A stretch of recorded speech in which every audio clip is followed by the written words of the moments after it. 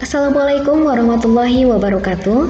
Nah, adik-adik, hari ini kita akan melanjutkan video pembelajaran tentang sistem pernapasan manusia, khususnya pada submateri macam-macam volume udara pernapasan. Nah, untuk udara pernapasan itu sendiri dibagi menjadi 4. Nah, ada volume tidal. Volume tidal ini merupakan udara yang dihirup dan dihembuskan dalam keadaan biasa. Jumlahnya 500 cc atau 500 ml.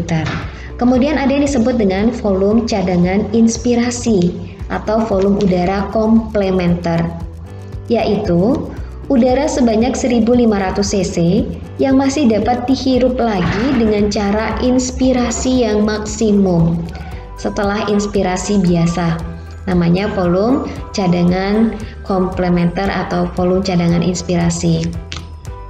Kemudian ada volume cadangan ekspirasi atau suplementer, yaitu udara sebanyak 1500 cc yang dapat dihembuskan lagi pada ekspirasi maksimum dengan mengerutkan otot perut secara kuat-kuat.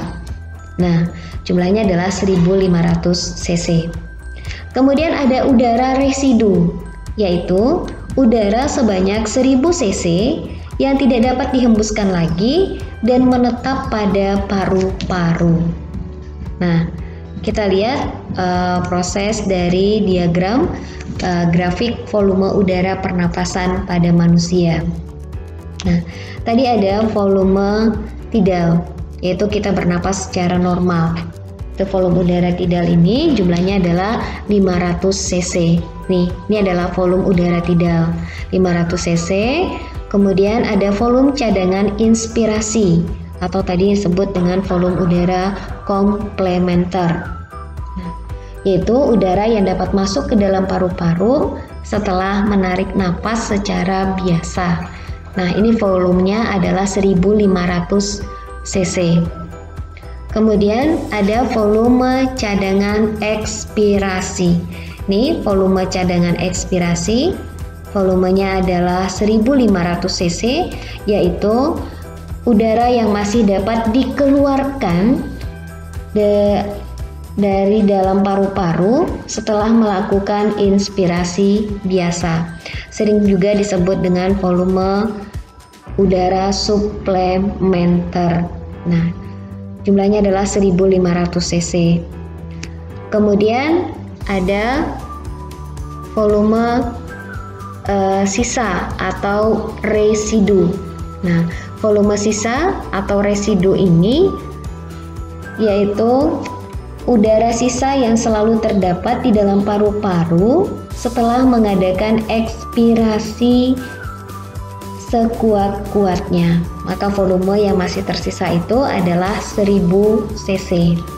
Nah, sekarang kita lihat ada yang disebut dengan kapasitas vital paru-paru, yaitu udara maksimum yang dapat dimasukkan ke paru-paru dan dikeluarkan dari paru-paru, yaitu maksimumnya kapasitas vitalnya sebesar 3500 cc, yaitu penjumlahan dari volume cadangan inspirasi, volume ditambah dengan volume tidal, ditambah dengan volume cadangan ekspirasi.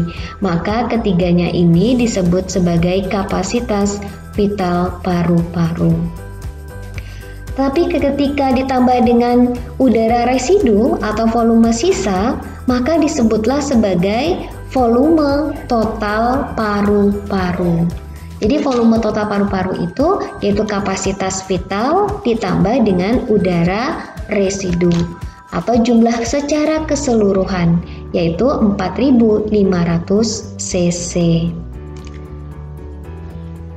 Berikutnya kita lihat kelainan pada sistem pernapasan.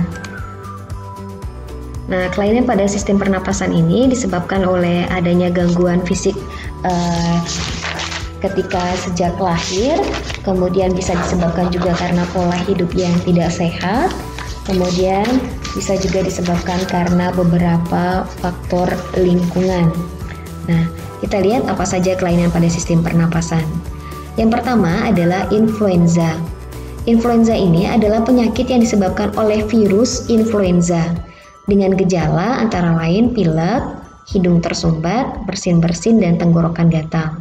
Kemudian ada asma.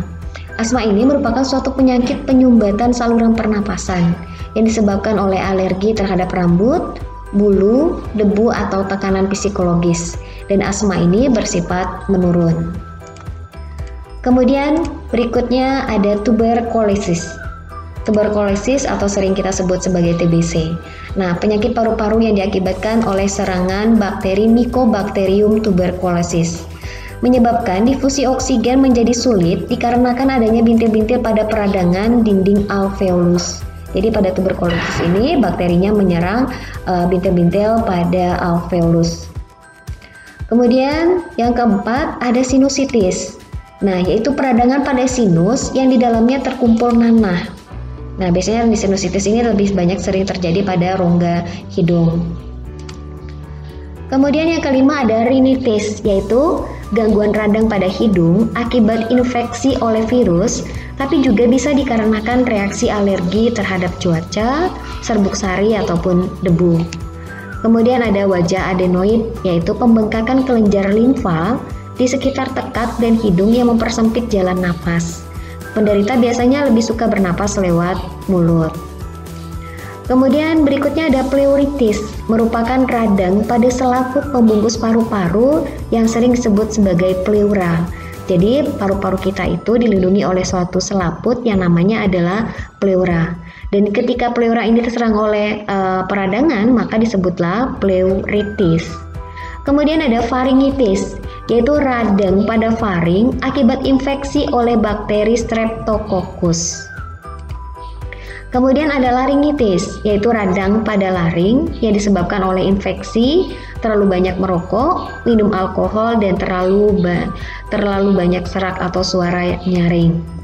Kemudian ada bronkitis, yaitu radang pada cabang tenggorokan akibat adanya infeksi, maka namanya bronkitis. Kemudian ada asifikasi, yaitu gangguan pernapasan pada waktu pengangkutan dan penggunaan oksigen yang disebabkan oleh tenggelam akibat alveolus oleh terisi air. Nah, kalau pneumonia, alveolus terisi cairan lendir atau limfa, keracunan karbon dioksida atau asam sianida, dan adanya gangguan sistem sitokrom atau enzim pernapasan, namanya asifikasi. Kemudian ada asidosis, yaitu kenaikan kadar asam karbonat dan asam bikarbonat dalam darah, sehingga pernapasan menjadi terganggu. Kemudian ada emfisema, yaitu penyakit pembengkakan karena pembuluh darahnya kemasukan udara. Kemudian ada pneumonia, penyakit infeksi yang disebabkan oleh virus atau bakteri alveolus yang menyebabkan terjadinya radang paru-paru. Nah, penyakit yang terakhir yang sedang marak sekarang ini yaitu penyakit sistem pernapasan yang disebabkan oleh serangan virus COVID-19. Nah, adapun gejala yang ditimbulkan dari adanya serangan virus COVID-19 ini yang menyerang pada sistem pernapasan yaitu adanya demam, kemudian batuk dan pilek, kemudian mengalami gangguan pernapasan atau sulit bernapas, kemudian pilek, badan letih dan lesu.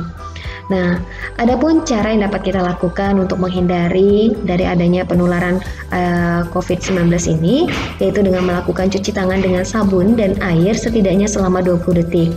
Kemudian gunakan masker jika sedang sakit flu atau batuk dan jika sedang pemulihan dari sakit. Kemudian masak daging dan telur hingga matang dan hindari kontak dengan hewan liar. Jika sakit tidak kunjung sembuh, segera periksakan diri ke rumah sakit atau fasilitas kesehatan terdekat.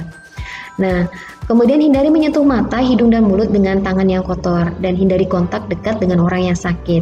Tutup hidung dan mulut saat bersin dan batuk. Jaga benda dan permukaan di rumah atau ruang kerja Anda bersih dan disinfeksi. Oke, ini ada beberapa penyakit yang disebabkan oleh adanya yang mengganggu pada sistem pernapasan manusia. Demikian penjelasan dari saya, semoga bermanfaat. Assalamualaikum warahmatullahi wabarakatuh.